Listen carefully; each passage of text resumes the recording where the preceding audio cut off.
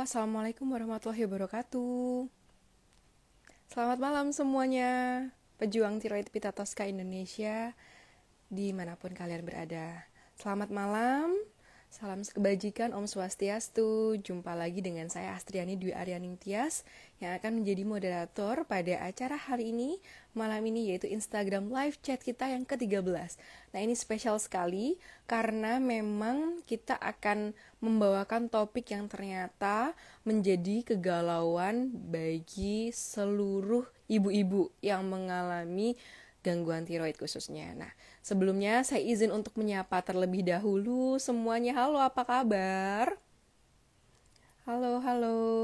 Boleh untuk teman-teman semuanya sharing ini kalian dari kota mana aja supaya kita bisa tahu nih teman-teman Pita Tosca itu ada di mana aja ya. Jumpa lagi nih, kita udah 2 bulan ya nggak Instagram live. Kita nggak bersua secara virtual karena memang sekarang acara-acaranya itu sudah ada peralihan yang dari dulunya kita offline, terus kemudian kena pandemi jadi online semua. Nah, sekarang kita sudah mendekati untuk offline lagi. Jadi kita uji coba untuk hybrid. Halo, ada yang dari Bandung, ada yang dari Jakarta, ada yang dari Jakarta Timur. Halo, sehat-sehat ya semuanya. Nah, oke, mungkin dari teman-teman Pita Tosca sendiri dan juga yang hadir mungkin ya follow Instagram Pita Tosca atau muncul di explore atau di sharing sama temennya nih. Nih ada nih Instagram live dengan topik yang spesial, yaitu anti panik pada ibu pejuang tiroid. Seperti apa ya? Kenapa kok bisa ada tema ini? Nah, ternyata setelah kita kemarin di Pita Tosca ya, survei kecil-kecilan nih. Ketika nanti misalnya menjadi ibu atau seorang perempuan atau mungkin keluarga ya yang memiliki gangguan tiroid, apa sih yang membuat overthinking ya kan? Jadi apa yang ada di pemikiran kita gitu. Nah, kita compile oleh admin ya, di-compile oleh admin, kebanyakan muncul itu adalah yang pertama kecemasan akan infertilitas pada wanita yang belum menikah. Ya enggak Bapak Ibu sekalian? Coba kalau misalnya ada yang perlu untuk kita sharing-sharing, silakan langsung di kolom komen. Nah, kemudian yang kedua adalah kejadian infertilitas atau sulit punya anak pada pasangan yang sudah menikah. Aduh, ini makin-makin ya. Belum pertanyaan-pertanyaan ya dari pihak keluarga atau netizen nih, biasanya nih banyak pertanyaan nih ya. Udah. Yang ketiga adalah cemas karena takut terjadi kehamilan yang beresiko. Nah, yang keempat adalah takut anaknya nanti akan lahir dengan gangguan tiroid. Wah, bukan lagi nih, ini di pertanyaan umum banget ya. Yang kelima adalah takut anak akan terkena gangguan tiroid saat sudah dewasa nanti. Aduh, semakin. Kemudian yang keenam, takut menjadi ibu yang kurang sempurna bagi anak. Nah, ini ya, the point banget nih. Terus kemudian yang ketujuh, takut umurnya pendek. Allahu alam, kita semuanya juga nggak ada yang tahu ya terkait dengan usia. Kemudian takut karena sakitnya tidak bisa mendampingi secara optimal pertumbuhan anak dengan baik. Masya Allah. Jadi itu ketakutan-ketakutan yang muncul ya buat yang disampaikan oleh teman-teman semua. Yang terakhir adalah masalah mood swing. Nah, siapa yang sering mengalami mood swing dan gangguan emosi yang takut malah nantinya itu bikin anak trauma karena kita mungkin belum bisa kontrol hal-hal ini gitu ya. Nah, itu dia yang kita dapatkan dari masukan teman-teman semua nih. Ketika kita tanya kan, apa sih kira-kira yang dipikirkan gitu loh, yang sering banget menjadi pertanyaan yang tidak terucap gitu ya. Nah, itu yang akan kita bahas secara lebih spesifik, santai saja, dan juga mungkin akan ada penguatan-penguatan dari ahlinya. Nah, sekarang hari ini kita tidak sendiri, saya juga tidak sendiri ini ya. Kita akan ditemani oleh seorang dokter yang cantik, yang kalau saya bilang itu tuh saya sering banget gitu ya muji beliau gitu. Namanya adalah Dr. Tania Tejo Minulyo, spesialis penyakit dalam, konsultan endokrin metabolik diabetes Vinasim. Beliau ini merupakan dokter endokrin di Rumah Sakit Telogorjo Semarang. Kemudian saat ini maaf, saya agak batuk. Masih menjadi staff ya di divisi endokrin metabolik, dan memang fokusnya itu di tiroid dan diabetes dan seluruh penyakit metabolik. Nah, teman-teman yang di area Semarang mungkin udah nggak asing nih sama dokter Tania. Tadi saya lihatnya ada Semarang hadir, Aceh hadir, kemudian Tanjung Priuk baik. Dokter Tania juga bisa ya untuk online, nanti mungkin ya kita tanyakan bareng. Terus kemudian dokter Tania ini juga aktif sekali di organisasi. Yang saya tahu sampai sekarang kita malah bisa kolaborasi adalah dokter Tania di INATA, atau kita bilangnya Indonesian Thyroid Association ya, cabang Semarang sampai sekarang gitu. Kemudian yang saya kagumi, beliau ini sangat bisa untuk membersamai gitu ya, mendampingi teman-teman pasien di area tempat kerja beliau itu untuk mengedukasi. Yuk ibu, jangan takut gitu ya. Bu, masih ada harapan. Bu, seperti ini untuk tata laksana penyakit tiroid itu. Itu yang saya kagumi dari beliau. Selain beliau cantik ya, ini kayak artis Korea gitu. Saya sering sharing sama beliau.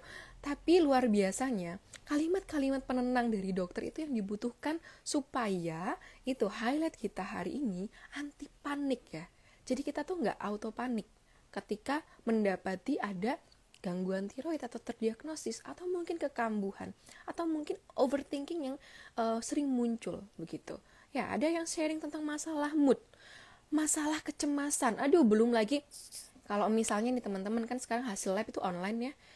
Ngelihat tuh, kita bisa melihat gitu ya hasil lab kita. Aduh, ini gimana ya? Aduh, nilai saya kok buruk banget gitu misalnya. Kok jadi buruk kok?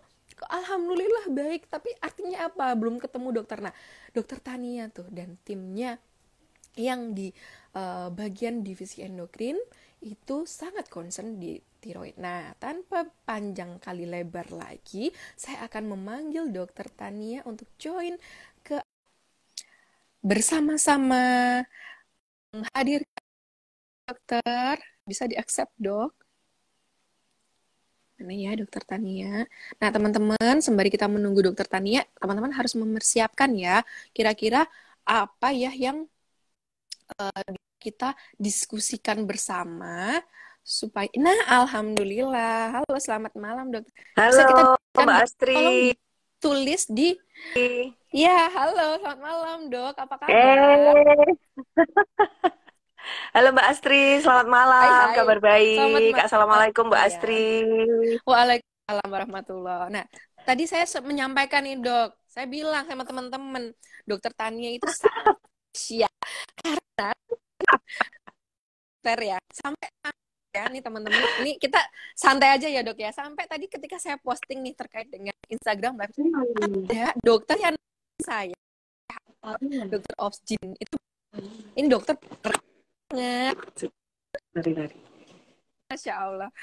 Dokternya ini Son Yejinnya bilang sama dokter Tania, sangat sama Son Yejin yang akan bersama, mudah-mudahan ibu di sini ya, yang mostly adalah ibu-ibu, emak-emak, calon ibu yang sedang galau, overthinking, supaya nggak panik ya dok ya. Kita tetap anti panik Enggak, ketika kalau kita belajar kan nggak boleh panik terdiagnosis. ya Mbak Astri ya. Iya dong.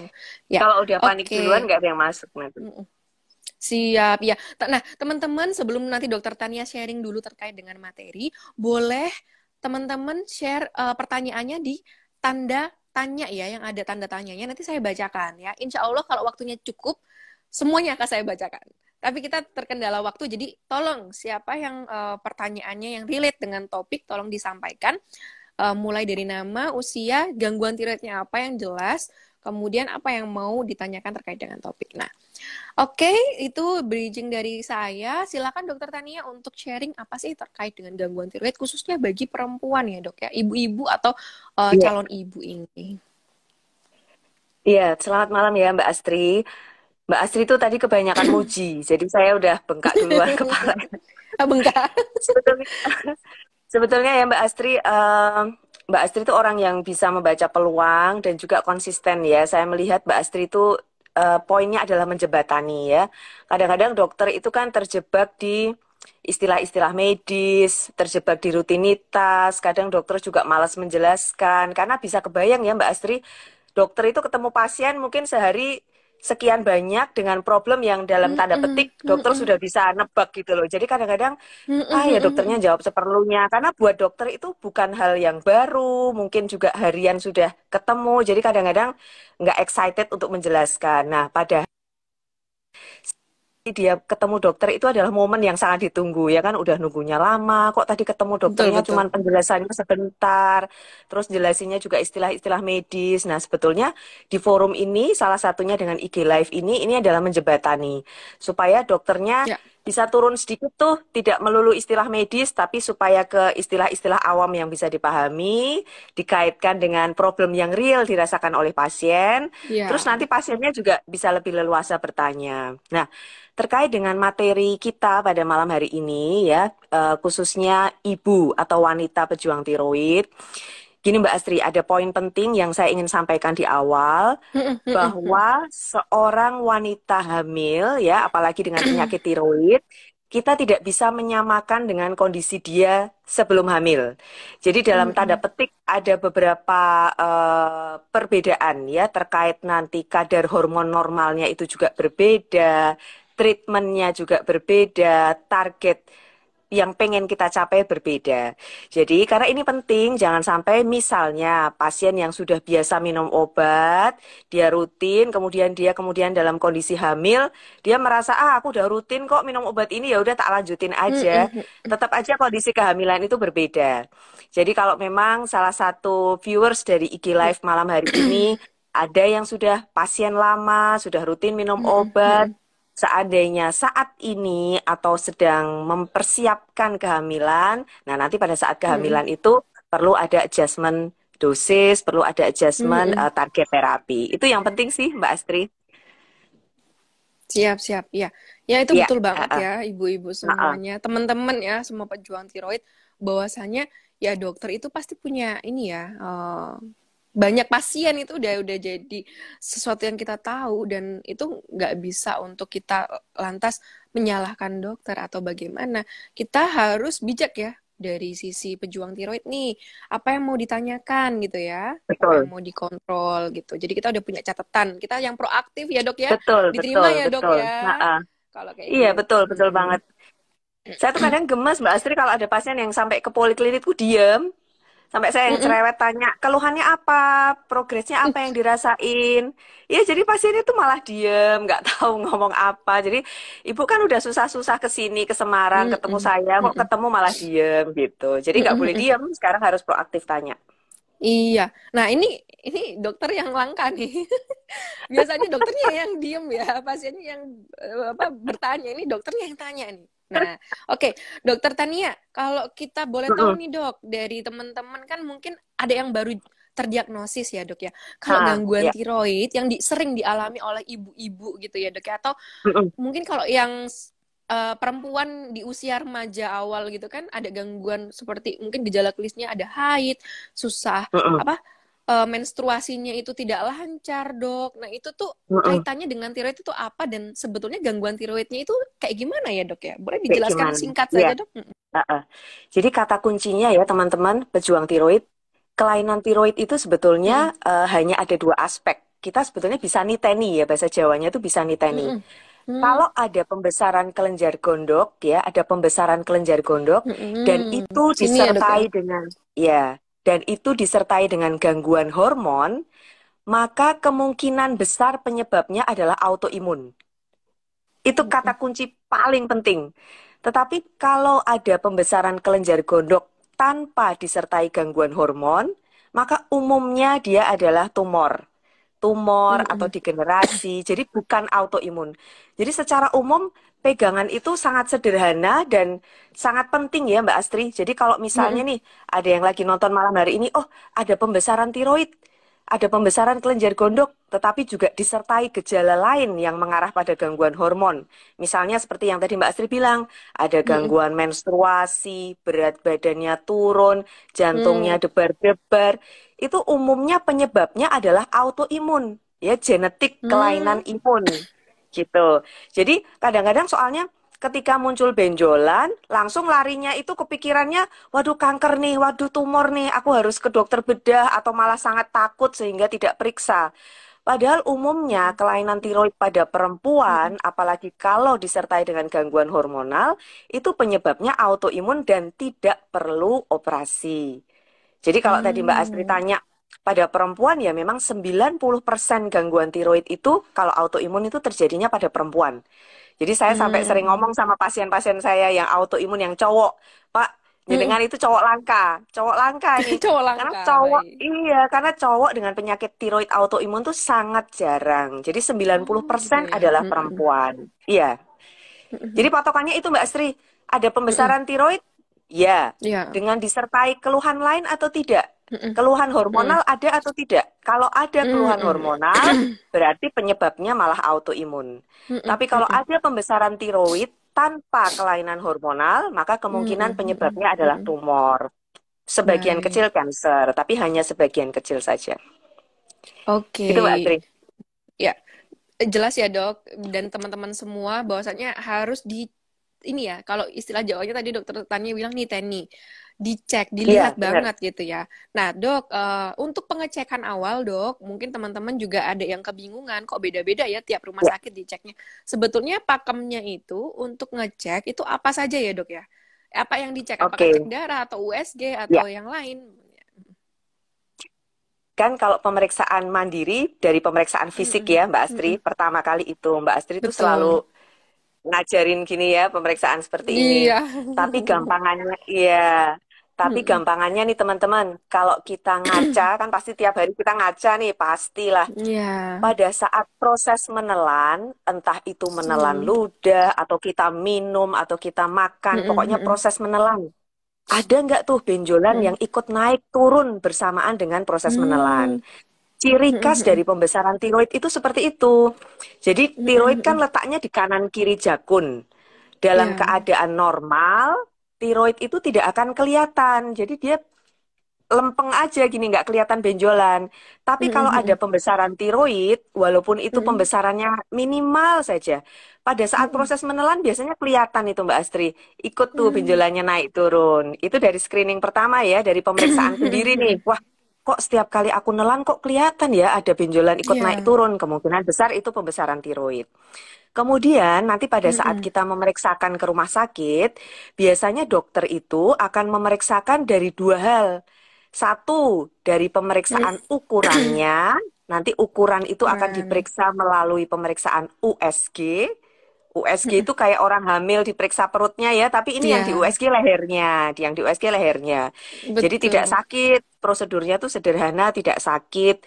Kemudian satu lagi adalah pemeriksaan dari aspek laboratorium hormonnya. Jadi Hmm. pemeriksaan darah minimal yang dilakukan pemeriksaan adalah TSH. TSH ya Mbak Astri ya, Ya. Ya. Thyroid Stimulating Hormone. Jadi pemeriksaannya biasanya dua aspek itu, USG Mm-mm. untuk melihat ukuran, kemudian pemeriksaan lab darah untuk melihat fungsi hormonnya. Baik. Oke. Nah, ini ya teman-teman ya. Iya, Jadi jangan jangan sampai tertinggal nih. Ini paling penting untuk kita tuh tahu. Nanti tim dokter juga tahu ya, karena untuk mm-mm. mengakses lanjutan itu tuh perlu hasil lab, setidaknya TSH.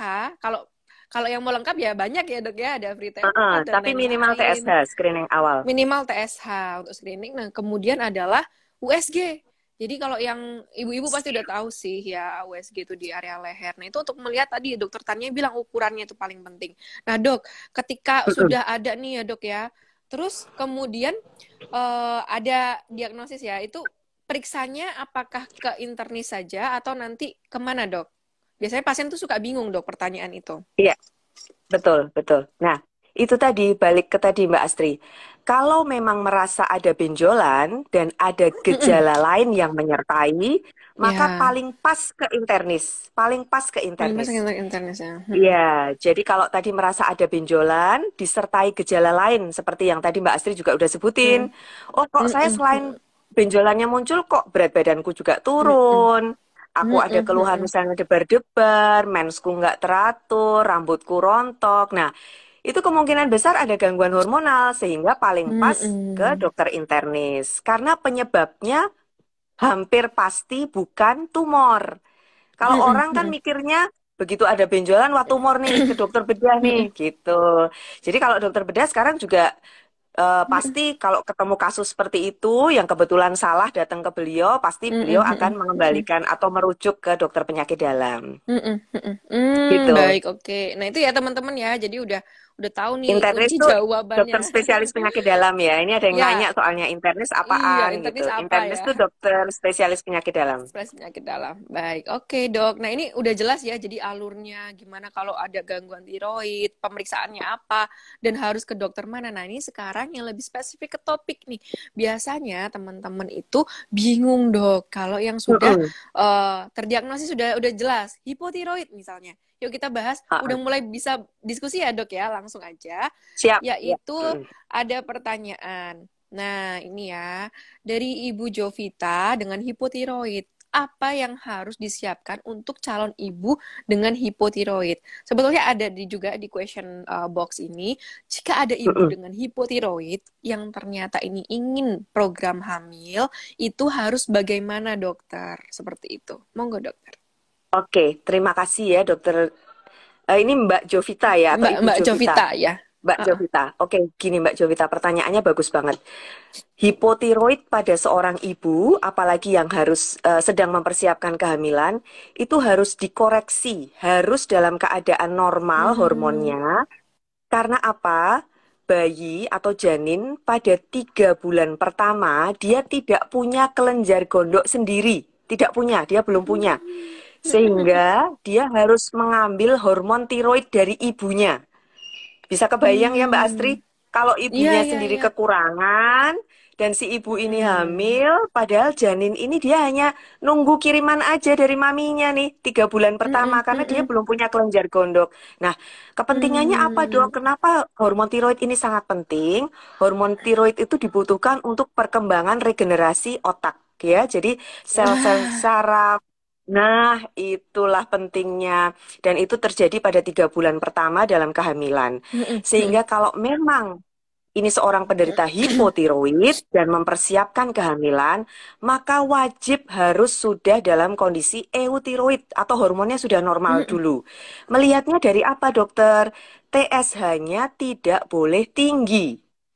Jadi sekarang saya ingatkan mm-mm, ya, kalau yang sudah biasa periksa laborat, cara membaca TSH itu mm-mm, kebalikannya. mm-mm, Kalau angka mm-mm. TSH kita tinggi, berarti kita itu dalam kondisi hipotiroid atau kekurangan hormon. Ya. Karena saya masih sering tuh ketemu pasien-pasien yang udah bolak-balik kontrol, kalau lihat TSH tinggi, dok saya sekarang kok jadi hipertiroid ya dok ya, saya jadi kadar hormonnya tinggi. Padahal TSH itu adalah dia stimulan ya, stimulus. Jadi kalau Mm-mm, mm-mm, TSH-nya mm-mm. terlalu banyak, itu sebetulnya tubuh kita tuh sedang menstimulasi karena kita kekurangan hormon. Jadi kapan Mm, dikatakan mm-mm, mm-mm, normal? Kalau TSH-nya itu sudah mm-mm. turun atau sudah ke angka normal. Jadi harus Mm-mm, diberikan mm-mm. suplemen nih si ibu ini, Mbak Astri, supaya ibunya cukup dan Tambahannya. ibunya ini Mm-mm. bisa memberikan janinnya secara cukup. Ah, ya, ya. Nah, ini loh, ini ilmu baru nih buat ibu-ibu yang mungkin ya, Dok ya, yang merasa aku tuh sehat nih, tapi ketika hamil Nah, kenapa jadi mm-mm, hipotiroid ya kan? Itu kita nggak bisa ya qadarullah ya, balik lagi ya dok ya, itu adalah takdir Tuhan gitu, kita nggak bisa ini ya. Nah tapi ternyata sepenting itu loh ibu-ibu semua ya, teman-teman semua di sini. benar, iya. 3 bulan awal itu kan mungkin periode emasnya janin ya dok ya, Benar, sangat benar. bisa dibutuhkan untuk perkembangan sistem saraf otak dalam Iya. tubuh si janin.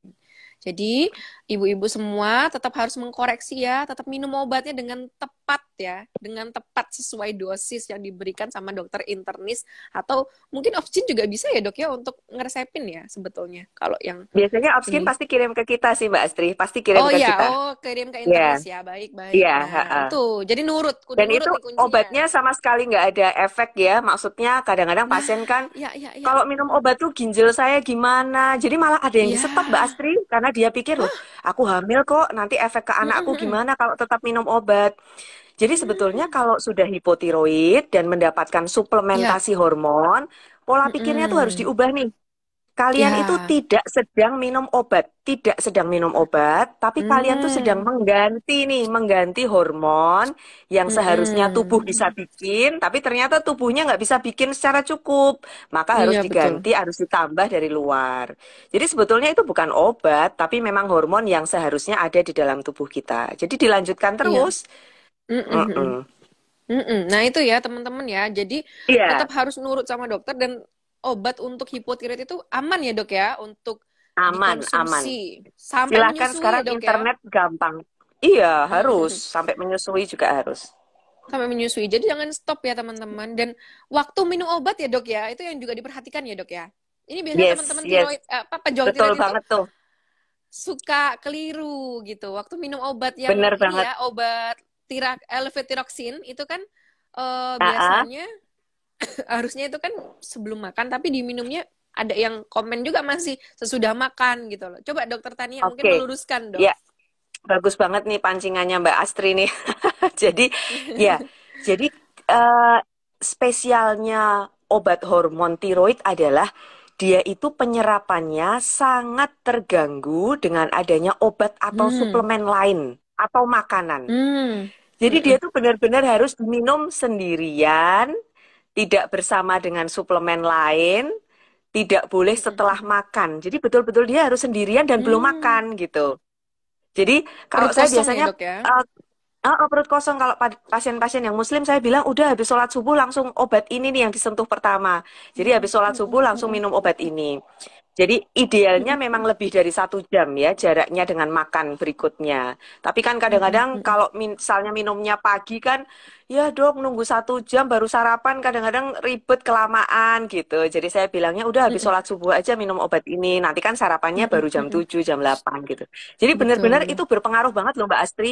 Kalau pasien nggak tahu Mm-mm. ya, karena ada beberapa pasien yang, dok saya udah dapat obat Euthyrox katakanlah ya, atau levothyroxine dari dokter X sudah dosis sekian, tapi nggak pernah naik tuh free T4 saya, TSH saya tetap tinggi terus, kok saya masih hipo Mm-mm. terus ya? Mm-mm. Ternyata setelah dilakukan cross check, oh nggak dipesenin kalau harus minumnya dalam keadaan perut kosong. Jadi dosis obat yang besar itu percuma karena tidak diabsorpsi.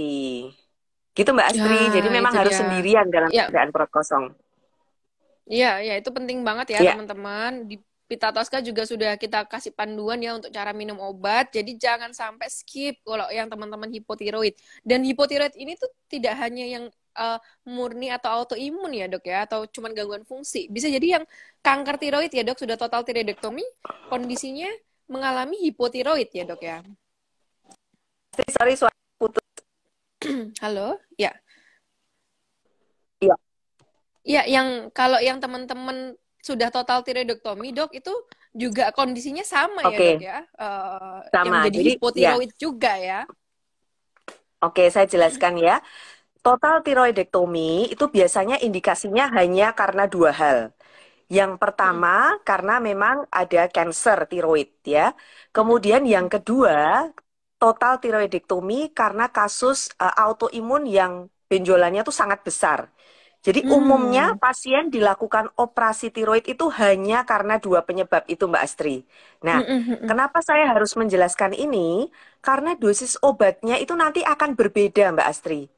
Kalau pada Mm-mm. kasus operasi akibat kanker, dosis levothyroxine yang kita berikan itu harus besar banget, gede.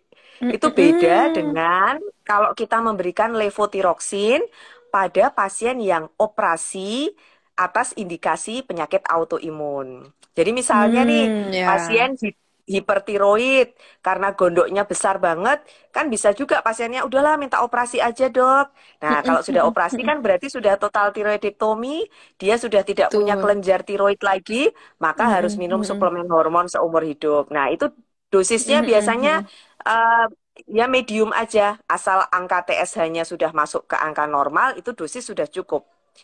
Tapi kalau Mm. pasien ini backgroundnya adalah cancer dan dia dilakukan total tiroidektomi, maka setelah itu suplementasinya tuh dosisnya harus besar sekali, harus besar Mm. supaya Mm. angka TSHS-nya itu sangat rendah.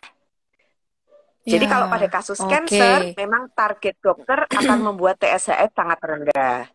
Karena TSHS yang sangat rendah ini akan menyebabkan kansernya itu tidak remisi, tidak kambuh lagi gitu. Jadi Mm-mm, mm-mm, sama-sama mm-mm. minum suplemen tapi beda dosis. Baik, oke dok. Nah ini jelas sekali ya teman-teman Itu Mbak ya, Sri. aman dan ya dan untuk teman-teman kanker tiroid tetap harus diminum ya karena itu memang target dari untuk menghalau gitu ya sel kankernya itu untuk kambuh lagi, tumbuh lagi dan sebagainya. Dok, oke Ya, ini kita bahas dulu yang kita habiskan hipotiroid ya dok ya. Dok, ini kan ada oke. Ini pertanyaannya ibu banyak dengan banget Mbak Sri. Mm-mm. Ada ibu dengan Hashimoto, dok. Hashimoto itu kan autoimun ya, dok ya. Pertanyaannya banyak. Autoimun yang menyebabkan Oke. hipo ya. TPO-nya masih belum normal, tapi nilai free T4-nya normal berbulan-bulan ini. Sudahkah boleh berhenti mengkonsumsi levotiroksinnya, dok? Oke. Ya. Pertanyaan yang sangat bagus ya, sangat bagus. Jadi, kalau penyakit Hmm. autoimun yang menyebabkan gejala klinis hipotiroid atau kekurangan hormon, itu istilah medisnya adalah tiroiditis Hashimoto. Jadi kalau kita Hmm. mendengarkan istilah tiroiditis Hashimoto, oh ini pasti penyakit autoimun dan pasti gejalanya adalah hipotiroid. Nah, sebetulnya Hmm. gimana Hmm. sih Hmm. Hmm. proses sakitnya? Proses sakitnya pada Hashimoto tuh begini. Pada proses Hashimoto, daya tahan tubuh kita atau imunitas kita itu menyerang kelenjar tiroid kita sendiri. Hmm. Sehingga Hmm. kelenjar tiroid kita itu mengalami peradangan dan tidak berfungsi. Nah, kita Oke, oke. mendeteksi autoimun, kita mendeteksi sistem imun yang salah tadi dengan cara apa? Dengan pemeriksaan anti-TPO. Jadi yang tadi Ya, ditanyakan oleh eh, tadi ya siapa yang Ibu, menanyakan tadi ya, Bu TPO? Dila, Bu Dila. Ya, Budila. Jadi TPO itu bukan indikator untuk menilai ini sembuh atau tidak, itu Hmm. bukan. Tapi TPO itu untuk menilai bahwa memang, oh ini penyebabnya adalah autoimun atau sistem Autoimun, imun ya. yang error. Mm-mm. Jadi jangan berharap TPO itu akan normal. TPO tidak akan Hmm. normal, karena itu kan memang proses autoimun itu terjadi terus di dalam tubuh seorang Mm-mm, penderita mm-mm, mm-mm. autoimun. Nah, sekarang Ya. pertanyaannya, apakah obatnya harus diminum terus? Kan kelenjar Mm-mm, tiroidnya tadi dirusak oleh sistem imunnya sendiri. mm-mm. Kerusakan Iya. ini permanen nggak, dok? Mm-mm. Permanen, sayangnya adalah permanen. Jadi obatnya memang harus diminum long life, seumur hidup. Hmm. Seumur hidup. Iya. Yang bisa berubah-ubah hanya dosisnya saja. Jadi kalau pasien menanyakan, dok, saya masih perlu kontrol nggak? Toh saya kan harus minum obat terus, tinggal saya melanjutkan aja lah di rumah, dok. Masih Mm-mm. perlu kontrol untuk penyesuaian dosis.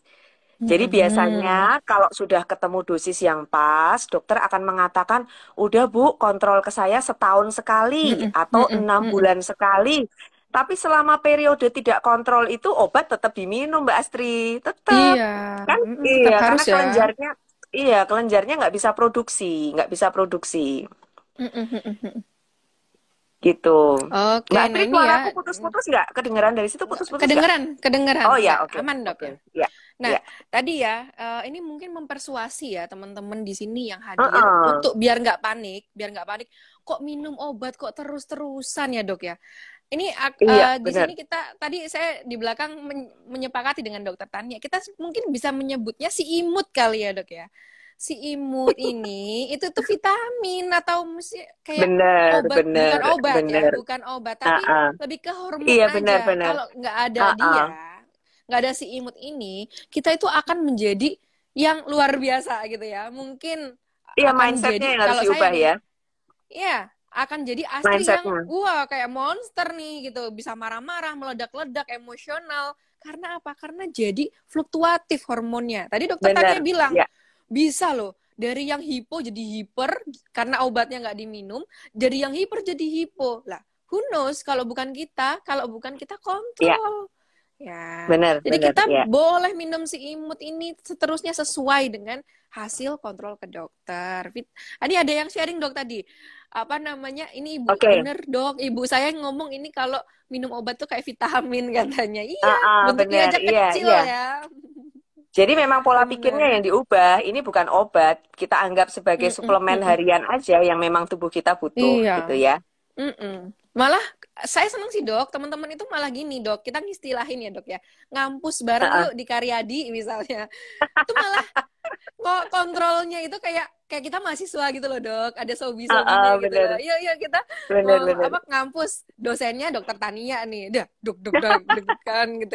Gimana hasil kamu? Kan malah seneng ya dok ya. Jadi kayak Iya, kayak iyalah, iya. oh penderitaannya itu nggak sendiri loh. Aduh Mm-mm. nilainya masih merah.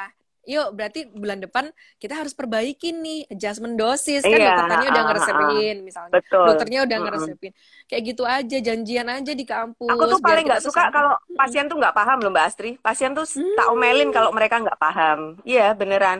Maksudnya kan Mm-mm. nggak boleh ya kita sekarang sebagai pasien itu datang ke dokter istilah Mm-mm. Jawanya pasrah bongkoan ya Mbak Astri orang Jogja sama kayak saya Iya, juga. betul, Jadi betul. datang ke dokter tuh pasrah, pokoknya ya udah dikasih obat nggak boleh. Jadi pasien itu harus Hmm, tahu disisnya itu ya, apa, penyakitnya itu betul, betul. apa, targetnya apa, dokter tuh mau Mm-mm. targetnya apa Setuju. sih? Sehingga kalau dia tahu tujuannya, dia akan compliance, akan nurut. Oh Mm-mm. ya, aku Iya. ngerti nih dokter Tania tujuannya kayak gini nih. Dan yang harus Mm-mm. aku amati di rumah, gejala-gejalanya ini yang harus aku amati di Mm-mm. rumah Mm-mm. gitu. Jadi, aduh, zaman sekarang tuh pasien tuh ya harus gitu loh. Nggak boleh Iya, cuman datang betul. kontrol, minum obat, nggak ngerti Benar-benar. maksudnya gitu. Dan harus menyampaikan kondisi klinisnya ya dok ya. Dokter pasti Betul, akan betul. Iya, tahu dari laporannya. Jadi kan akan balance ya. Oh, hasilnya yes, sekian dari labnya, gejala klinisnya sekian, match. Dosisnya nanti betul, berapa. betul, Oke, biar nggak panik nih. betul. Jadi harus aktif advokasi diri. Nah ini nih Mbak Nisa nih, ketua geng Hashimoto katanya dok. Aduh, sampai kita Kepala kalau suku. kalau kepala suku. Jadi kalau teman-teman pasien itu ya dok yang masih galau gitu ya, yuk kita pokoknya ikut edukasi kayak gini tuh bermanfaat. Supaya apa?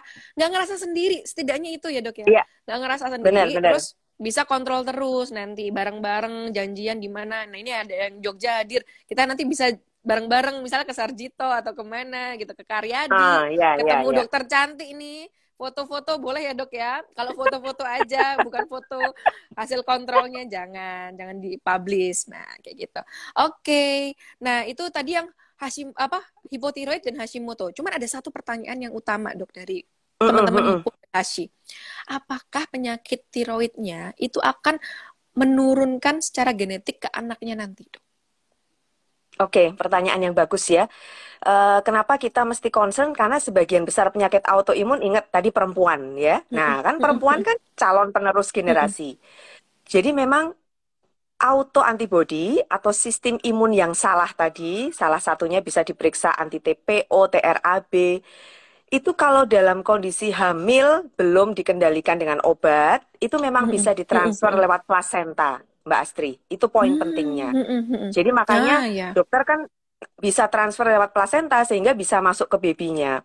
Maka Mm-mm. sebetulnya memang ada chance, memang ada kemungkinan bahwa seorang penderita autoimun tiroid itu menurunkan pada bayinya. Tetapi Mm-mm. kemungkinan itu bisa kita perkecil seandainya kehamilan Ya. itu dipersiapkan. Gitu. Siap. Ya, jadi Oke, biasanya oke. kan ya dipersiapkan artinya ini udah ketahuan nih Mm-mm, hipotiroid mm-mm, atau mm-mm. hipertiroid sebelum dia menikah Oh, misalnya ya. nikah. Jadi Mm-mm, diedukasi mm-mm, dulu, kamu harus treatment dulu nih sampai terkontrol. Kalau kamu sudah mm-mm. terkontrol, kemungkinan untuk menurunkan ke baby itu kecil, akan semakin kecil. Memang Baik, betul baik. bisa diturunkan. Dan biasanya Ya. bayi yang lahir dari seorang ibu dengan autoimmune thyroid disease, hari ketiga pasca kelahiran sudah harus screening. Kalau itu di Karyadi sudah Nah, rutin. Jadi bayi usia 3 hari itu pasti di screening tiroid. Kalau yang lahir dari seorang ibu dengan gangguan tiroid. betul. Ini pengalaman saya juga sih, Dok. Anak-anak saya juga hamil direncanakan program hamil. Kemudian anak-anak saya tuh di screening. Nah, itu pentingnya teman-teman ya, supaya nggak panik. Awal-awal kan pasti akan takut, waduh, aku jadi pembawa nih ya kan dok, pembawa genetik, diterima nggak ya di keluarga aku? Jangan pikirin itu dulu, tolong, jangan dipikirin itu dulu. Yang perlu mengubah mindsetnya supaya nggak panik Mm-mm, adalah mm-mm. gangguan tiroid bisa dikontrol ya dok ya. Tadi Betul, Dokter betul banget. Tania bilang, Betul banget. dikontrolnya dengan apa? Makanya rajin kontrol. Rajin kontrol. Jadi TSH-nya itu, TSH-nya kan itu minimal banget ya dok ya pemeriksaannya. TSH-nya itu bisa di-adjust dengan dosis hormon yang Iya. sesuai gitu. Nah, Mm-mm. dok, tadi kelupaan dok, ada yang bertanya. Ini Anti maklum ya dok, TPO ya tuh lagi ada brain tanya fog. harga anti TPO. Iya, harga. Oh, kalau itu bukan urusan kita ya dok, harga anti TPO ya. Ada yang bertanya, dok, berapa sih target ketika ibu hamil yang sedang hipotiroid, TSH-nya dok maksudnya? Iya. Apakah normal atau lebih ke hipertiroid dok dibuka?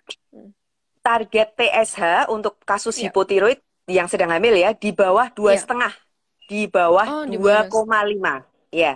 Oke. Jadi TSH itu angka range normalnya adalah 0,4 sampai 4. Enak ya ngapalinnya ya, Mm-mm. 0,4 Iya. sampai 4. Nah, Mm-mm. sebetulnya dalam kondisi biasa tidak hamil, asal itu hasilnya di dalam range normal udah cukup ya. Tetapi dalam Mm-mm. Mm-mm. kondisi hamil, karena ingat dalam kondisi hamil kita mesti sharing nih sama baby kita. Mm-mm. Mm-mm. Maka Mm-mm. kadar hormon tiroid yang kita harapkan tuh memang harus batas atas. Jadi hormon Iya, tiroidnya harus di batas atas. Gimana taunya baik. dia sudah cukup batas atas, TSH-nya harus rendah. Jadi harus di bawah Oke. 2,5. Di bawah 2,5. Ini ibu-ibu ya yang Yes. sedang hamil dengan hipotiroid, tolong dikontrol TSH-nya nilainya di bawah 2,5. Mau di trimester berapapun ya dok ya, tetap Iya, di iya. bawah dua Terutama setengah. trimester 1 ya. Trimester 1 tuh Iya, paling paling vital. paling vital. Nah, oke. Nah, terus jangan takut nanti kalau babynya sudah delivery, sudah lahir gitu ya. Di hari Mm-mm. kedua sampai kelima di sekitaran hari ketiga itu di screening. Itu waktunya, Ya, momennya. Itu. Nanti serahkan kepada dokter anak supaya diminta benar, bahkan ya, benar. diminta untuk Ya, screening. Oke. betul. Tadi sudah komplit, Dok, dengan hipotiroid beralih ke hipertiroid sudah mengantri sekali. Ini Dok, apakah ketika hamil dengan hipertiroid itu obatnya itu apa dok? Soalnya ada yang dikasih Oke. PTU, ada yang dikasih neomerkazol atau metimazol itu beda-beda Ah, ah. gitu. Monggo dokter Ya, tanya. ya. Ya, memang kondisi hipertiroid itu sedikit berbeda ya dengan hipotiroid tadi. Meskipun yang satunya ya jelas-jelas hormonnya rendah, kalau sekarang hormonnya tinggi. Kita bahas yang tinggi ini. Nah, kalau pada kasus hipertiroid, obatnya itu hanya ada dua macam ya. Teman-teman yang mendengarkan tuh gampang sekali diingat, obat hipertiroid itu cuma ada dua macam jenisnya.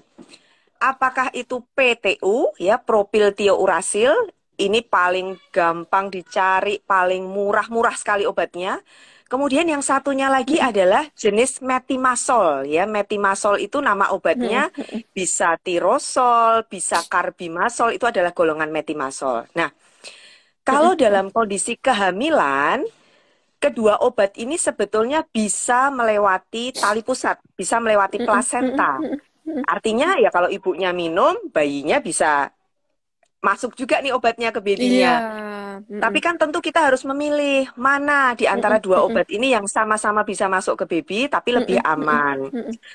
PTU itu lebih sedikit kadarnya. PTU itu lebih kecil kadarnya untuk masuk ke plasenta atau ke tali pusat. Ya. Sehingga pada saat kehamilan trimester 1, jadi pada saat usia kehamilan 0 sampai dengan 12 minggu, pasien yang hipertiroid, misalnya sudah mendapatkan metimazol sebelumnya, ternyata dia hamil, wajib ganti PTU. Ganti ke Tuh. PTU gitu ya. Jadi nanti jangan lupa nih kalau misalnya sudah kontrol ke dokter biasa minum tirosol katakanlah oh lagi hamil ya kalau masih trimester pertama harus rubah ke PTU karena PTU itu kadarnya lebih sedikit untuk masuk ke plasenta. Nanti setelah lewat trimester pertama jadi misalnya sudah masuk minggu ke-14, minggu ke-20, kehamilannya Ya, udah makin gede trimester nih, 2 ya. boleh balik ke tirosol lagi. Boleh kembali ke tirosol lagi. Metimazol Jadi ya. gitu. Baik. Ya, bedanya begitu. Iya, nih dok ada yang ngomong nih dok, tapi PTU pahit banget gitu. Benar, ya. Makanya Aduh. kadang-kadang kalau saya tanya pasien tuh nggak selalu hafal obat, cuman saya nanya obatnya pahit nggak? Kalau pasiennya ngomong iya dok pahit, oh berarti Hmm, PTU tuh yang dia minum gitu. PTU ya. Ah, ah. Obatnya Baik-baik. pahit, warnanya putih nggak gitu. Warna putih ya. Iya, kalau tirosol kan warnanya orange atau kuning Ya, gitu. Jadi kuning. kadang-kadang kita trik anamnesisnya kayak gitu, karena nama tuh mereka Ya, nggak selalu hafal. gak hafal ya. Ya. Nah ini malah jadi sebuah kunci ya dok ya. Pasien itu harus tahu obatnya apa di baliknya. Biasanya obat itu kan ada yang di balik blisternya itu ada namanya. Harus tahu expiry Heeh, date-nya juga gitu loh. heeh. Jadi pasien tuh Benar, jangan benar, benar. jangan melulu kayak aku nerima obat ini terus makannya apa minumnya itu sebelum apa sesudah makan gitu kan. Jadi bingung. Nah, kalau yang hipertiroid ini agak berbeda ya, Dok ya. Obat anti tiroid ini bisa Kalau dikonsumsi kapan, Dok ya? bisa. Kalau obat anti tiroid tidak seperti yang hormon levotiroksin untuk hipo tadi ya, beda ya. Jadi kalau ini memang boleh dikonsumsi bersamaan dengan jam makan ya. Kemudian bedanya lagi PTU dengan tirosol itu, kalau PTU itu bisa kerjanya pendek. Sehingga kalau pasien mendapatkan PTU, dia harus minum beberapa kali dalam sehari. Karena masa kerjanya cuma 8 jam. Setiap Hmm. 8 jam tuh minumnya kalau PTU. Jadi sehari 3 kali. Kalau dapatnya tirosol, tirosol itu obatnya masa kerjanya panjang, 24 jam. Jadi cukup minum sehari 1 kali. Oke, iya bener dok. Ya. Nah, terus ada yang tanya juga nih dok, kalau misalnya lagi hamil, konsumsi obat, terus dia takut kenapa-napa, ini bakal kenapa-napa nggak dok? Kalau Nah, itu. menghentikan obatnya. Iya, makanya kadang-kadang tuh orang itu terjebak memikirkan efek obat, tapi dia lupa bahwa penyakitnya Ah, sendiri itu membahayakan. Ya nggak? Sama kayak misalnya kita betul. diabetes nih. Diabetes malah yang ditanyain, ini efek obatnya gimana dok ke ginjal saya? Dia lupa bahwa penyakit diabetes itu kalau nggak diobatin ya merusak ginjal gitu loh. Jadi artinya barang yang sudah di depan mata nggak diperhatiin, malah dia mikirin sesuatu yang belum tentu terjadi gitu kan. Sama kayak hipertiroid, hipotiroid itu kan Ya, sudah masalah di depan mata nih yang harus kita selesaikan. ya. Penyelesaiannya dengan obat. Kok malah dia menanyakan, nah nanti kalau minum obat efeknya gimana? Lah penyakitnya ini kalau nggak diobatin malah muncul efek gitu loh. Jadi kalau hipertiroid juga sama, bahwa tadi kalau seorang ibu hamil nih dalam keadaan hipertiroid yang belum terkontrol, ingat resiko dia untuk mentransfer kelainan ini kepada bayinya itu semakin besar ya. Itu poin Ya. pertama. Ya. Kemudian resiko terhadap dia sendiri, terhadap si ibu sendiri, ada dua hal penting yang harus diingat pada kasus hipertiroid. Komplikasi hipertiroid itu hanya ada dua nih, gampang diingat-ingat. Ya. Komplikasi akut itu komplikasi yang terjadi mendadak, membahayakan, yaitu yang kita kenal dengan krisis tiroid. Ya, krisis tiroid itu Ya. kondisi di mana hormon tiroid sangat tinggi sehingga menyebabkan kekacauan sistem tubuh kita. Jantungnya berdebar-debar nggak karuan, badannya diare, suhu tubuhnya tinggi, itu namanya krisis tiroid. Tapi ada Ya. komplikasi satu lagi, komplikasi jangka panjang. Apa itu dok komplikasi jangka panjang dari hipertiroid? Gangguan jantung yang menetap. Namanya penyakit jantung tiroid. Jadi kalau pasien hipertiroid tidak diobati, dia tidak rutin kontrol, lama-lama nih otot jantungnya melar nih Mbak Astri. Karena Ya. selalu efek dari hormon yang terlalu tinggi itu menyebabkan otot jantung itu selalu geraknya itu over ya. Kan kita kalau Ya. Ya. hipertiroid itu kayak orang tuh habis lari, padahal kita nggak ngapa-ngapain. Kita duduk manis tapi jantungnya duk duk duk, nggak karu-karuan lah capeknya itu sama sebetulnya kalau kita analogikan sama seperti kita tuh aktivitas fisik yang ekstrim. Ya, Hormon itu ekstrim betul. membuat seperti itu. Hormon itu memang memicu organ kita bekerja dengan ekstra. Sehingga efek jangka panjangnya adalah gangguan pada otot jantung dan ini tidak bisa dikembalikan ke normal, tidak bisa ditarik mundur gitu Mbak Astri. Jadi taunya nanti pasiennya Sayang ya. kok iya makanya hanya gara-gara takut minum obat, efek samping obat, tapi dia nggak mikir bahwa disease-nya itu berjalan terus gitu. Iya, iya. Jadi obat tetap Oke. harus diminum selama Ya, kehamilan. Dokter akan memilihkan obat apa yang aman selama kehamilan. ya.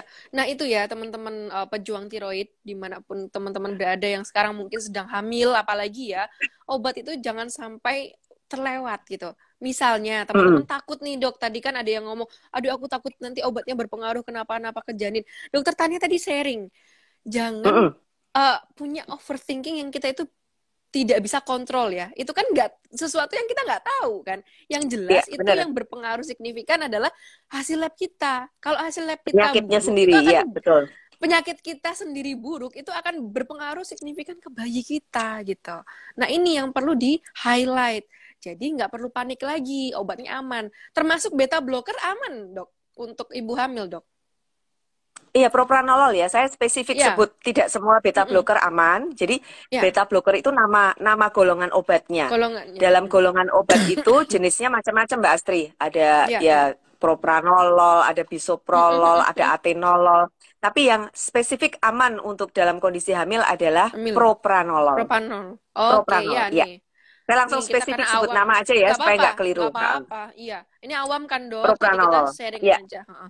Propanolol aman, PTU aman, tirozol, golongan metimazol semuanya aman, eutirox aman. Tapi yang tadi ya spesial ingat. di penyakit hipertiroid, waktunya ya dok ya, Betul, waktunya betul. untuk Metimazol bisa konsumsi digunakan pada trimester kedua ke atas. Kalau kedua. trimester Nah, satu tidak. Heeh. nomor satu PTU ya dok ya, termasuk yang PTU, betul. menyusui dok.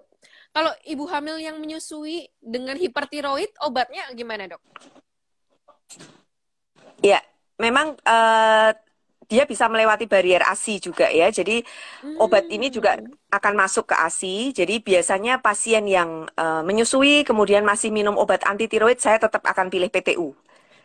Ah, Dia oke, kadarnya yang lebih sedikit hipertiroid, yang hipertiroid pakainya PTU ya, ketika kalau ASI. selama Kalau menyusui. Ya. ya, kalau yang hipotiroid aman tadi ya dok ya, levotidoksin masih Iya, gas ya. Harus Eutiroxnya tetap lanjut, antirox tetap lanjut. lanjut. Oke, nah oke, ini udah clear ya untuk teman-teman hipertiroid. Nah, apakah juga hipertiroid ini yang ada pada ibu itu bisa menurun ke anak dok? Hipertiroid, iya sama. Iya. Jadi sakit hipertiroid yang karena autoimun tadi penanda autoimun ya, artinya kita tuh bisa mendeteksi tuh bahwa kadar sistem imun dalam tubuh kita itu ada yang error. Itu bisa kita periksa dengan namanya pemeriksaan TRAB gitu ya Mbak Astri. Nah, pemeriksaan TRAB Ya. ini juga sekaligus digunakan oleh dokter untuk memprediksi. Ini kira-kira si ibu ini punya kecenderungan menurunkan penyakit autoimunnya pada babynya atau tidak. Jadi semakin tinggi kadar TRAB-nya, maka kemungkinan untuk penyakit ini diturunkan pada anaknya itu kemungkinannya makin besar. Cuman memang penyakit autoimun itu meskipun nih si anak nih ya mendapatkan transfer dari ibunya pada saat dia dalam kandungan, biasanya muncul penyakit tiroid pada usia akil balik. Jadi ada anak Halo. itu terdeteksi pada usia akil balik. Makanya kalau habis lahir 3 hari di screening tuh oke, aman, biasanya tetap kita sarankan nanti nih kalau anak ini sudah mulai haid atau menstruasi usia 13, 14 sebaiknya di screening lagi. Kalau dia lahir dari seorang ibu yang autoimun tiroid. Autoimun. Jadi Oke, nah screeningnya ini ya di penting. usia 3 hari dan pada saat akil balik. Oke, siap-siap.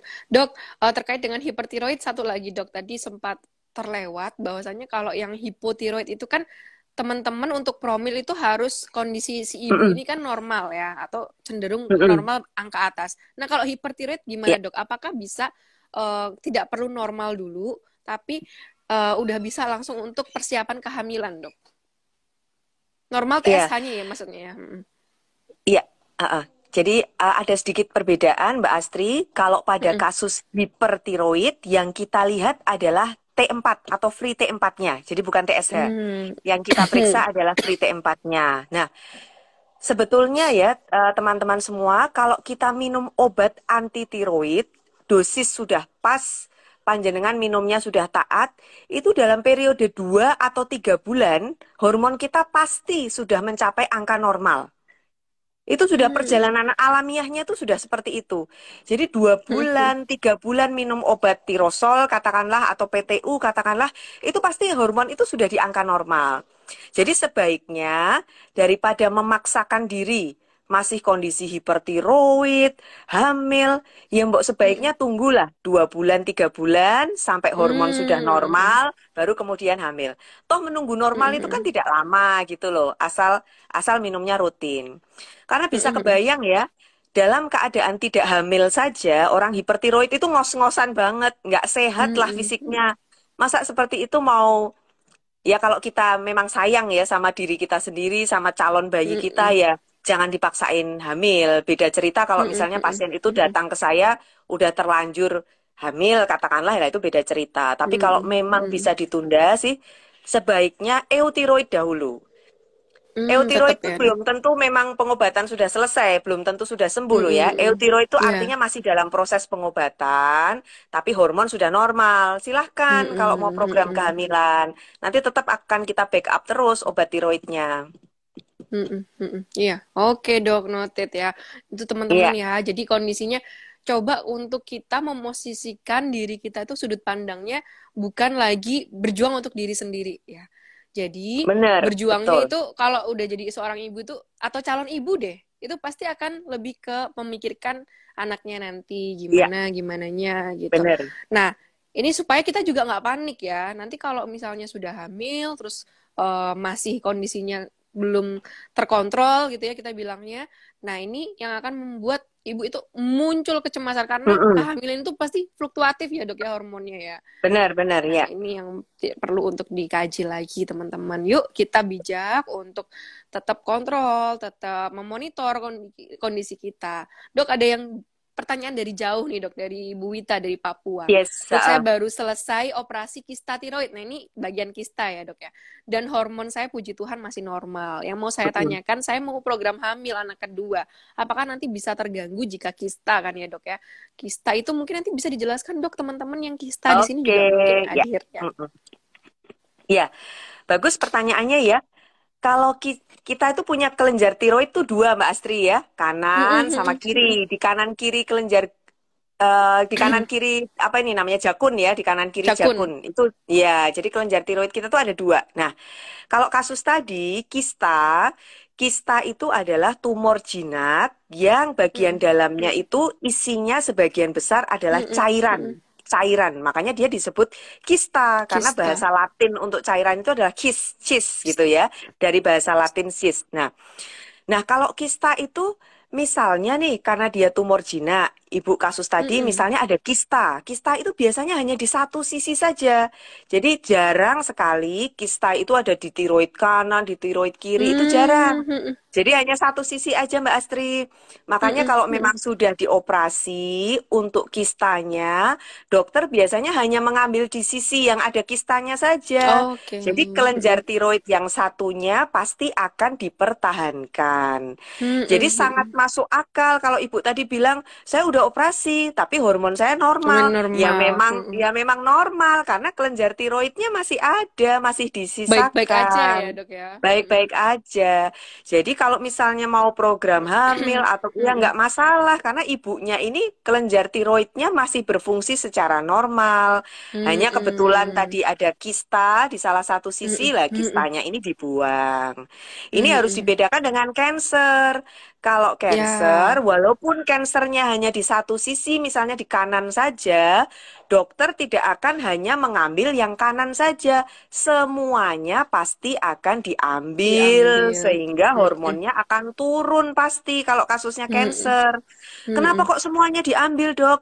Karena dokter mencegah supaya si cancer ini tidak nyebrang ke sisi sebelahnya, tidak menyeberang ke tempat-tempat lain. Karena sifat cancer itu beda. Dia yang namanya cancer itu dia bisa nyebrang kemana-mana, bisa metastasis ya istilah medisnya, bisa menyebrang Menyebar. gitu. Kalau kista Iya. itu beda, kista itu jinak. Jadi kalau sudah diambil ya sudah selesai gitu. Oke, Dok. Dok, tadi dokter menjelaskan untuk pengecekannya hanya untuk anak perempuan saja atau anak laki-laki juga ya, Dok ya? Kalau untuk yang screening tadi maksudnya Iya, screening betul. semua dong, Ada semua. Oh, sama iya. diperiksa semua, iya. Meskipun kecenderungannya lebih sering perempuan, tapi kalau screening tetap anak laki-laki perempuan semua dicek. Nah, ya oke. Nah, Dok, ini mungkin yang banyak tadi saya baca ya pertanyaannya, apakah ada pantangan makan atau mungkin ada suplementasi yang diperlukan untuk ibu-ibu yang sedang hamil gitu supaya menunjang nih, Dok, untuk penyakit tiroidnya gitu, Dok.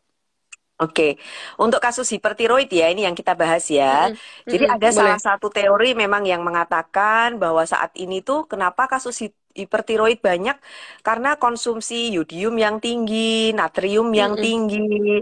Jadi pada saat pengobatan hipertiroid biasanya saya juga akan pesan ke pasien supaya mengurangi makanan-makanan yang tinggi kadar yodiumnya seperti misalnya ikan laut, Mbak Astri. Iya, mm-mm, jadi seafood. Kemudian sekarang banyak sekali snack itu yang rasanya rumput laut ya, mm-mm, atau mungkin juga mm-mm, rumput laut itu sendiri sebaiknya dihindari. Sebaiknya tidak dikonsumsi dulu selama mm-mm, pengobatan mm-mm, mm-mm, hipertiroid. mm-mm, mm-mm. Kalau Bener, bener, kopi, bener.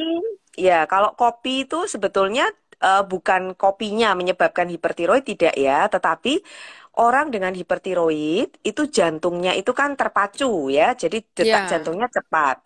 Dan kopi sendiri juga punya efek itu meningkatkan kontraktilitas dan frekuensi denyut jantung. Jadi denyut jantungnya bertambah kecepatannya sehingga Mm-mm. kita juga biasanya akan menganjurkan pasien-pasien hipertiroid ini kalau memang dia kopi lovers ya, sekarang kan kayaknya banyak yang Banyak nongkrong-nongkrong minum kopi. kafe-kafe ya, Dok ya. Iya Iya, benar. makanya sebaiknya ya mengurangi minum kopi karena ini nanti akan Mm-mm, mm-mm, memperberat keluhan. Jadi secara mm-mm, umum itu mm-mm, sih ikan laut atau makanan-makanan mm-mm, yang tinggi kadar natrium, yodiumnya dan juga kopi sebaiknya dihindari pada pasien-pasien mm-mm. hipertiroid. Ya, untuk hipertiroid itu ya, ibu-ibu. Saya Ya, mau sharing pengalaman sih, Dok. Dulu kan waktu kehamilan yang pertama itu saya kena hmm, preeklamsi, Dok. Ya karena itu, jadi saya itu luput kontrol 1 bulan dan memang, tapi obat masih tetap minum ya. mm-mm, Dimana mm-mm. memang saya itu ngidam, Dok, yang namanya ibu hamil. Nah ini Iya, mitos yang harus oh. dihilangkan. Jadi saya sering banget sharing, saya sering ini ngidam itu tuh tidak melulu harus kita penuhi gitu ya. Turutin, Kalau yang turutin ya. ya turutin. Kalau yang berdampak signifikan kepada tubuh kita, apalagi kita punya penyakit kronis ya, kita punya resiko gitu. Nah, kopi juga akhirnya dok protein urinnya sangat tinggi. Mungkin kondisikan Oke. karena saya total tiroidektomi, saya pejuang kanker tiroid sama dengan teman-teman. Halo teman-teman semua, you are not alone. Mbak Astri I'm here with ngidamnya you. kopi. Saya Kopi. ngidam seafood, Dok. Seafood Oh, yang, aduh, pokoknya kayak harus tiap hari. Di trimester udah masuk ke trimester 2, udah hampir akhir. Nah, ini tuh, saya konsumsi itu tuh kayak hampir setiap hari yang saya pikir, karena itu ya, Dok, ilmu tuh masih sedikit di kala itu, Dok, 2015-an lah. Nah, itu tuh nggak ada yang sharing sama saya, akhirnya blar, terjadilah anak saya harus ini prematur lahirnya, begitu. Jadi ada pilihan gitu loh dok. Kita mau menyembuhkan diri, menyehatkan diri, atau memang nurutin ngidamnya toh itu. Gitu. Yang kita tahu resikonya itu tuh iya, iya. macem-macem ya dok ya. Makanya benar tadi Iya dokter benar. Tania bilang, yuk yang teman-teman hipertiroid nih ya, tolong dijaga kehamilannya. Jadi kalau misalnya nurutin ngidam tuh nggak akan berakhir ya dok ya. Itu masih bisa kita konsum nanti, nanti deh. Yang penting kita ibu dan anak dulu nih yang harus ini ya Benar, benar, benar. disehatkan benar. Oke dok, mungkin dokter bisa untuk sharing dok apa nih motivasi buat teman-teman yang sedang berjuang seorang ibu ya, Mm-mm, seorang mm-mm. ibu baik yang sedang hamil, yang ingin hamil, yang mungkin sekarang mungkin ya dok ya, kadang-kadang kan kalau kita dengan pejuang tiroid itu kan fluktuatif sekali moodnya Mm, karena mm-mm. memang adjustment dosis kondisi keluarga kita tuh tidak tahu gitu dok terkait dengan Benar, kondisi benar, ini. benar. Jadinya bawaannya itu entah ada yang menangis, ada yang sendiri Mm-mm, terduduk mm-mm. apa namanya bingung, ada yang marah. Jadi kayak benar-benar berubah menjadi ya karena emang seperti itu gitu dok. Nah Iya. mungkin gimana itu dokter bisa memotivasi kami ini dok? Iya, jadi pertama sih kata kuncinya menurut saya cari sumber yang benar ya. Jadi salah Hmm, satunya wadahnya ini menurut saya Pita Tosca karena di era sekarang ini ya, maksudnya sosial media itu gampang banget kok kita dapat informasi, tapi yuk gampang juga kita keblusuk gitu ya Mbak Astri istilahnya ya. Karena banyak grup WA yang ternyata itu sumbernya nggak jelas. Contohnya lah kasus-kasus diabetes itu pasien, dok saya di-invite loh di grup WA yang menawarkan untuk diet ini, tapi tinggalkan semua obat, katakanlah begitu. Nah, mungkin sekarang teman di live malam hari ini juga untuk kasus tiroid mungkin akan banyak juga informasi-informasi kayak gitu yang kadang kita belum tentu tahu betul itu sumbernya benar apa enggak. Jadi yang pertama adalah cari sumber yang tepat ya, salah satunya seperti Wadah Pita Toska. Kemudian yang kedua, bila memang merasakan keluhan, jangan takut kontrol ya. Kadang-kadang pasien itu biasanya takut itu penyebabnya dua ya. Yang pertama takut konsekuensinya, nanti kalau ketahuan terus aku mesti harus gini gini gini. Dan yang kedua juga terkait takut biaya biasanya Mbak Astri kalau saya tanya. Ya takut dok, soalnya kebayang nanti kalau periksa tuh mesti saya habis berapa ya gitu. Nah, yang pertama, untuk ketakutan akan konsekuensi, saya ingatkan sekali lagi bahwa sebagian besar penyakit tiroid itu justru tidak membutuhkan operasi. Ya, kalau sekarang yang masih ada teman-teman yang masih nonton dan kepikiran bahwa pembesaran tiroid itu ujung-ujungnya operasi, itu pendapatmu itu salah besar, big no ya. Jadi sebagian besar kasus tiroid itu justru tidak memerlukan operasi karena penyebabnya autoimun, nggak boleh dioperasi, cukup obat aja. Terus kalau ketakutanmu tentang masalah biaya, sekarang kasus tiroid itu ditanggung oleh BPJS loh. Kamu bisa Betul. sampai periksa USG yang harganya beratus-ratus ribu itu ditanggung oleh BPJS. Pemeriksaan TSH free T4 itu ditanggung oleh BPJS gitu. Kalau tadi ada yang concern, oh pemeriksaan autoimun itu mahal, TPO mahal, TRAB mahal, itu kan bukan pemeriksaan evaluasi rutin. Itu hanya dokter misalnya memerlukan diagnosis kasus yang tidak jelas, memerlukan diagnosis hanya sekali aja, dan harganya juga tidak sampai yang jutaan, katakanlah ratusan ribu. Tapi artinya untuk evaluasi hormonal itu kita sudah di cover oleh asuransi yang disediakan oleh pemerintah. Jadi sudah nggak boleh ada alasan takut lagi nih Mbak Astri menurut saya. Jadi kalau pesan saya sih Betul. itu. Kemudian terkait tadi yang Mbak Astri katakan support keluarga. Satu Ya. lagi, saya juga selalu kalau ada pasien datang ke saya dan saya lihat sendiri, saya pasti tanya. Ada nggak keluarganya yang nganter? Ada dok, anak saya suruh masuk, suruh Nah, masuk. Saya pasti pasti akan saya panggil anaknya suruh masuk. Karena kebayang loh Mbak Astri, ibu-ibu misalnya ya sakit hipertiroid, anaknya cuma nganter, terus habis itu ibunya suruh masuk sendiri ke ruang dokter, anaknya nggak tahu kemana. Support keluarga itu sangat penting, karena pada saat saya cerewet-cerewet jelasin kayak gini, mungkin ibunya di depan saya, iya, iya, iya. Nanti begitu keluar dari ruang periksa, tadi dokter tanya ngomong apa ya, kok lupa ya, gitu kan? Jadi kalau ada keluarga yang menemani, itu sangat penting, karena keluarga ini nanti akan ikut, oh iya tadi kan dokter Tania ngomong benar. gini, Bu. Akan saling ikut, jadi support keluarga itu penting karena ini adalah chronic disease, butuh waktu Ya. cukup lama ya. Beda dengan batuk pilek misalnya, batuk pilek 5 hari wes nggak usah dijelasin macam-macam, pokoknya ini minum 5 hari, habisin selesai. Kalau ini kan enggak, ini butuh jangka panjang. Jadi keluarga harus Benar. support gitu. Betul. Iya, Dok. Yes. Iya. Nah, Pita Tosca ini keluarga ya, Dok ya. Jadi kalau misalnya kita berjumpa secara tidak sengaja di rumah sakit, aja masuk aja juga seneng. Iya. Jadi teman-teman kalau misalnya sendiri kan banyak ya, Dok ya, pasien yang mandiri karena sudah kontrol rutin. Ah, ah. Nah, kalau tahu mungkin ya di kanan kirinya, nah ini mungkin menjadi wawasan juga buat kita. Di ruang tunggu itu, Dok, itu kan pasti banyak pasien. Coba disapa, ya. Benar. Jangan takut. Iya loh, mereka Jangan saling takut. ngobrol loh. Jangan takut Iya, untuk merasa dijudge ya, karena mungkin di iya situ benar. duduk-duduk itu sakitnya kurang lebih sama, perjuangannya Mm-mm, sama, ada yang dari mm-mm. jauh, ada yang ya mungkin lokasinya sama-sama di Semarang katakanlah ya, lu nggak, tapi siapa tahu justru bisa kongko bareng ya dok, yang ngampus bareng nih di Iya, Karyadi gitu heeh. loh. Jadi ke rumah sakit itu nggak takut lagi dok. Saya mau sebelum closing nih ya dok, saya mau cerita dulu tuh saya Mm-mm. paling takut yang namanya darah. karena saya punya fobia darah, Ah, trauma sih lebih tepatnya. Nah, itu saya udah, kan saya dari psikologi ya, Dok ya. Saya sudah iya. men-CBT-kan itu, saya udah sendiri, udah dengan psikolog. Nggak selesai, sama selesainya karena penyakit gitu. Karena mau tidak mau saya harus Bener. kontrol rutin terus Harus, ya kan? iya. Harus kontrol rutin terus. Oh.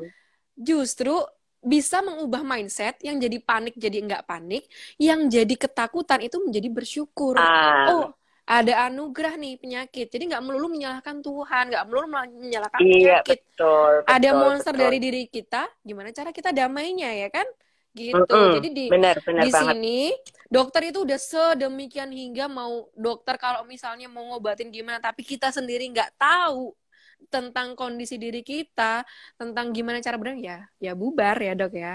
Jadi Benar, benar. yuk Sama kita benar-benar perasaan nggak gimana? sendiri itu loh Mbak Astri, penting. Yes itu Perasaan ya. bahwa kita tuh nggak sendiri. Jadi salah satunya ya maksudnya di pitatos, karena sering pasien saya tuh misalnya hanya kista aja udah yang, aduh gimana ya dok, nangis-nangis. Terus saya cuman dengan kata-kata, Bu, yang kayak ibu ini nggak ibu sendiri.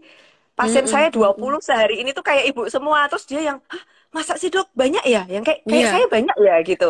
iya. Jadi perasaan bahwa penyakitnya itu artinya bisa ditangani, banyak kasus seperti dia. Betul. Jadi itu sedikit banyak tuh akan menenangkan sekali gitu loh. Karena pasien Benar-benar. kan biasanya kalau nggak punya eh, wawasan tentang sakitnya kan mesti berpikir, ah kok aku menderita banget, kok aku kena penyakit kayak gini. Padahal sebetulnya itu kasusnya cukup banyak gitu Mbak Astri. Ya, betul. Karena belum tahu aja ya, Yes. Dok ya. Nanti kalau udah tahu Ya, kan jadi semakin sayang nih. Kita sering betul, kontrol betul. rutin jadinya. Ya. Oke, terima kasih Dokter Tania atas Thank waktunya you. sudah Aku juga makasih mendapat banget Mbak Astri. ya, menjawab pertanyaan yang luar biasa ya, Dok ya. Ada gak henti-hentinya nih pertanyaan Ini dari banyak Kak yang nggak Iva. kejawab loh. Sorry, sorry. Iya, nggak apa-apa. Nanti pasti kita Iya, akan iya. ini ya, ada tema-tema lain. Kita undang Son Oke, Yejin-nya iya. Karyadi ini untuk hadir lagi gitu ya di tengah-tengah kita karena enak ya penjelasannya Dokter Tania sangat mengena dan itu memang logis. Logis untuk kita tetap harus memeriksakan kondisi kita sebelum kita mungkin ya mempersiapkan kehamilan dan Benar. menanggung jawab dari anak-anak kita ataupun nanti mungkin generasi lanjutan kita. Nah, terima Iya, kasih semuanya. betul. Kita sebelumnya boleh gini, Dok, teman-teman ya. Yes. Boleh nanti kalau yang bisa di-screenshot silakan. Semoga hari ini kita mendapatkan banyak ilmu dan juga manfaatnya. Jangan lupa untuk lakukan periksa leher Anda karena sepenting itu. Oke, terima kasih yang sudah jauh-jauh untuk nonton Instagram Live Makasih kali ya ini. semuanya. Ya, Makasih. dari Sabang sampai Merauke, dari ujung sana sampai ke Papua, luar biasa sekali. Kita berjumpa lagi di Instagram Live next-nya. Assalamualaikum warahmatullahi wabarakatuh. Salam sehat semuanya. Terima kasih PT Mek. Waalaikumsalam. Salam sehat Mbak Ya, Astri. salam sehat semuanya. Terima kasih PT Mek TBK dan juga Fufang Ejeojiang dari PT Salah Subur Abadi untuk supportnya di acara hari ini. Semuanya tetap sehat selalu dan jangan lupa untuk tetap periksa leher Anda. Selamat malam. Malam.